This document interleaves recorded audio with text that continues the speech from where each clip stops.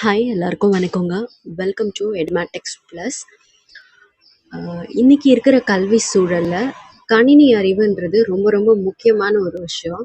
ஆனால் நம்ம தமிழ்நாட்டில் இருக்க அரசு பள்ளிகளில் 6வதுல இருந்து 10வது வரைக்கும் கம்ப்யூட்டர் சயின்ஸ் அப்படிங்கிற ஒரு பாடமே இல்லை.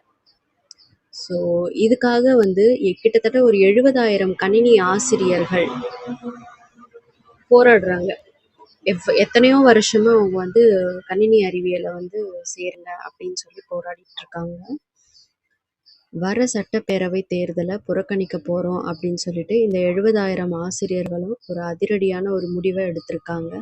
இது எதனால, இதோட பின்னணியில என்னென்ன சிக்கல்கள் இருக்கு அப்படிங்கிறத இப்ப நம்ம பார்ப்போம். ஃபர்ஸ்ட் விஷயம், முக்கியமான பிரச்சனை என்னன்னா, இந்தியாவிலேயே தமிழக அரசு பள்ளிகள்ல தான் 6 to 9, அதாவது 6 to 10ஆம் வகுப்பு வரைக்கும் கணினி அறிவியல் பாடம் இல்லாம இருக்கு.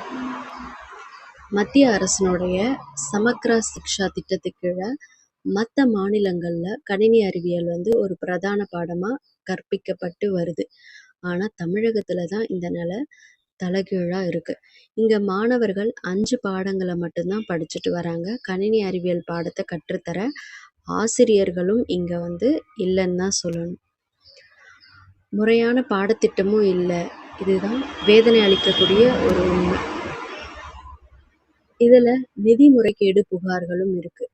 அதாவது கணினி ஆசிரியர்கள் சங்கத்தினர் வைக்கிற முக்கியமான குற்றச்சாட்டு என்னன்னா, மத்திய அரசு கணினி ஆசிரியர்களுக்காக வழங்கக்கூடிய நிதியை தமிழக அரசு முறையாக பயன்படுத்துறது இல்லை. அந்த நிதியை மடைமாற்றம் செஞ்சு கேரளாவை சேர்ந்த தனியார் நிறுவனத்துக்கு கணினி ஆய்வகங்களை நிர்வகிக்கிற ஒப்பந்தத்தை வழங்கியிருக்கு அப்படின்னு சொல்லி சொல்கிறாங்க. அது மட்டும் இல்லாமல் கணினி ஆசிரியர்களுக்கு ஒதுக்கப்பட்ட நிதியில் தகுதியே இல்லாதவங்களை அலுவலக பணிக்கும் நியமிச்சிருக்காங்கன்னு சொல்லிட்டு குற்றம் சாட்டிட்டு இருக்காங்க. இப்போது இந்த ஆசிரியர்களுடைய கோரிக்கை என்னவா இருக்குது, அவங்களோட டிமாண்ட் என்னன்னா, பள்ளிக்கல்வித்துறை அமைச்சர்கிட்ட பலமுறை முறையிட்டும் உரிய பதில் எங்களுக்கு கிடைக்கல அப்படின்னு சொல்லி சொல்கிறாங்க.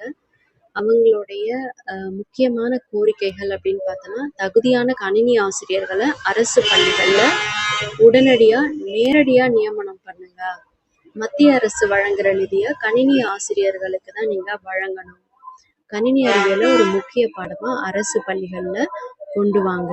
இதுதான் அவங்க வைக்கிற முக்கியமான கோரிக்கை. ஸோ அவங்களுடைய கோரிக்கைகள் நிறைவேற்றப்படலை அப்படின்னா 70,000 கணினி ஆசிரியர்களுடைய குடும்பங்களும் இணைஞ்சு ஒட்டுமொத்தமாக சட்டப்பேரவை தேர்தலை புறக்கணிப்போம் அப்படின்னு சொல்லி தெரிவிச்சிருக்காங்க. அரசு பள்ளி மாணவர்களுடைய எதிர்காலமும் ஆசிரியர்களுடைய வாழ்வாதாரமும் இதில் அடங்கி இருக்கு. இது குறித்த உங்களுடைய கருத்துக்கள் என்ன அப்படிங்கிறத நீங்கள் பதிவு பண்ணுங்க. இந்த தகவல் பயனுள்ளதாக இருந்துச்சுன்னா கண்டிப்பாக ஷேர் பண்ணுங்க. தேங்க்யூ.